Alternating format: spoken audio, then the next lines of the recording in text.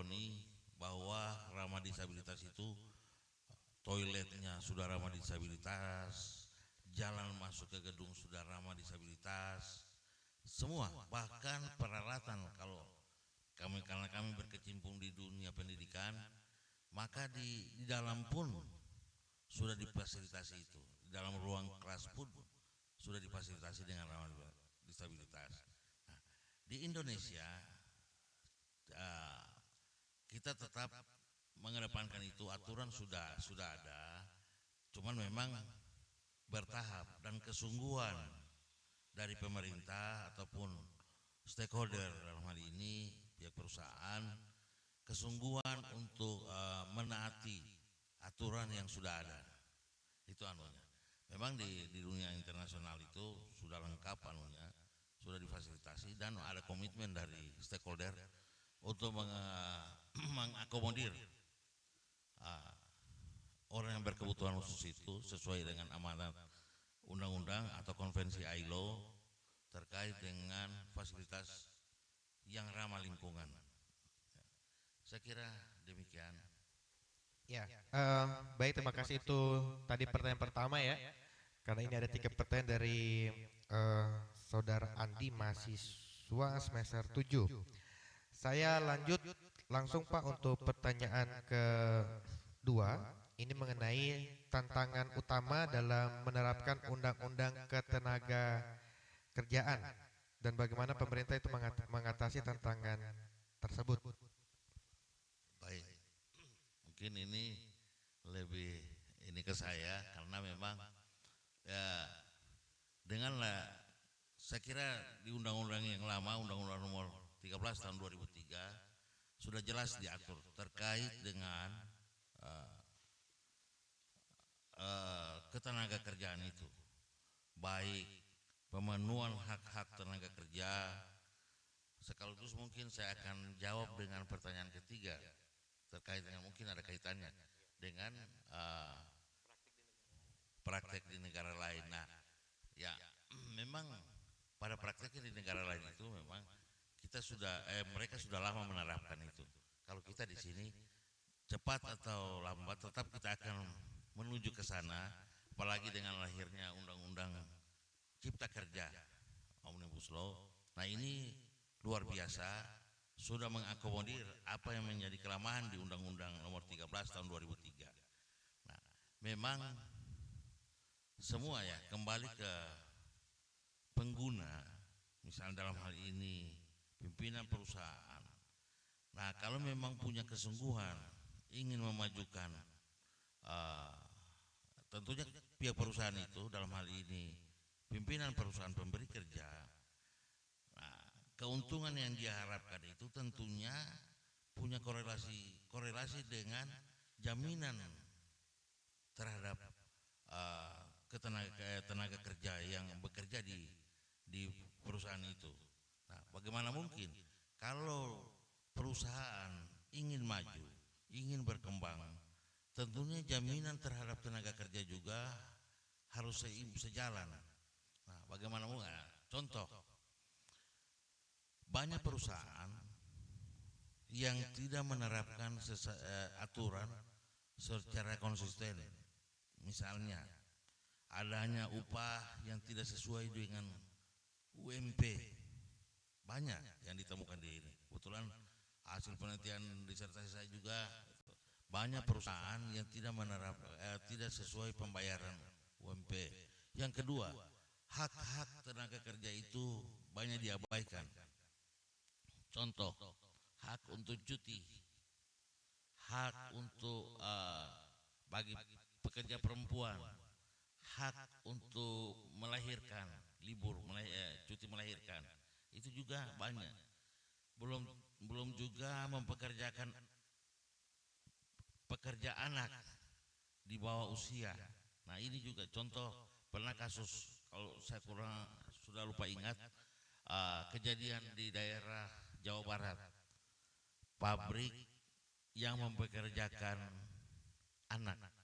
Nah, memang siapa sih kalau anak kalau dengan petasan-petasan paling doyan, paling suka dengan petasan. Nah, mereka manfaatkan untuk mempekerjakan anak di bawah usia ya dengan di pabrik petasan. Nah, selama ini tidak pernah ketahuan oleh aparat pemerintah desa maupun kecamatan, kabupaten. Nah, nanti sudah ada kejadian. Nah, terkuaklah ternyata mereka mempekerjakan anak. Nah, ada ketentuan dalam Undang-Undang Ketenagakerjaan, mempekerjakan anak boleh asal jangan anak usia sekolah.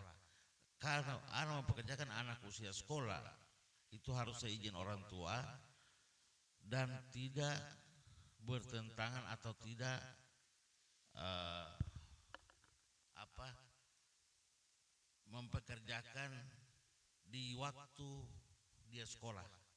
Mungkin selepas sekolah bisa dipekerjakan, tapi itu juga ada batasannya. Biasanya 2 jam atau 3 jam dengan bimbingan orang tua atau seizin orang tua. Tapi kejadian yang sempat mencuat itu mempekerjakan anak sudah tidak sesuai dengan apa yang amanat Undang-Undang Ketenagakerjaan. Belum lagi masalah uh, tidak dipenuhinya K3, kesehatan dan keselamatan kerja. Kesehatan dan keselamatan kerja di perusahaan tertentu biasanya itu harus difasilitasi dengan APD, alat pelindung diri.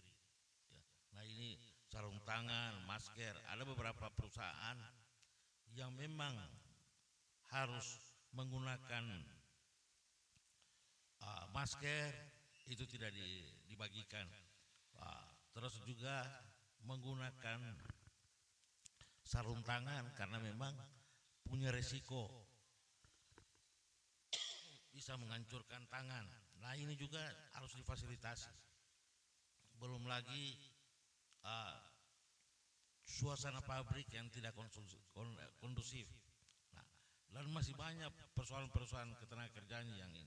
Nah, tidak heran di mana-mana sering buruh demo atau tenaga kerja demo menuntut haknya yang tidak dibayarkan. Dan masih banyak lagi yang fenomena-fenomena yang ada di masyarakat. Nah, makanya butuh kesungguhan dari pemerintah maupun stakeholder pengguna tenaga kerja. Saya kira demikian. Makasih.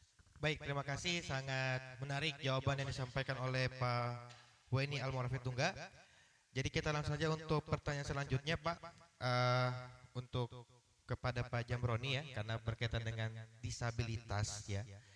Ini ada pertanyaan yang sangat menarik dari salah satu guru SLB di Kabupaten Gorontalo ya. Jadi beliau ini bertanya tentang bagaimana penerimaan tenaga kerja khusus disabilitas di Gorontalo itu. Karena menurut beliau bahwa penerimaan tenaga kerja disabilitas itu masih sangat minim ya. Apalagi ada pandangan masyarakat terhadap kemampuan disabilitas itu sendiri, ada terjadi diskriminasi dan lain sebagainya. Nah, lalu beliau bertanya juga, apakah ada semacam kegiatan untuk mengakomodir hak-hak disabilitas tersebut? Karena mungkin kita ketahui bersama di UNG pernah ada kayak job fair ya, job fair ada yang menawarkan pekerjaan, tapi mungkin untuk tenaga kerja disabilitas itu mungkin tidak diakomodir atau belum diakomodir. Apalagi bahasanya syaratnya fisik harus kuat, tinggi sekian, berpenampilan menarik dan lain sebagainya ya. Ini hal-hal yang mungkin menjadi diskriminasi secara tersembunyi ya dalam tenaga kerja disabilitas. Jadi pada intinya Ibu Rosita Abdullah ini mempertanyakan, Pak, itu bagaimana? Apakah ada kegiatan yang harus dilakukan di sini dan juga bagaimana penerimaannya, Pak, nanti untuk tenaga kerja disabilitas di Provinsi Gorontalo? Dipersilakan. Ya, terima kasih. Pertanyaan yang bagus. Pertama,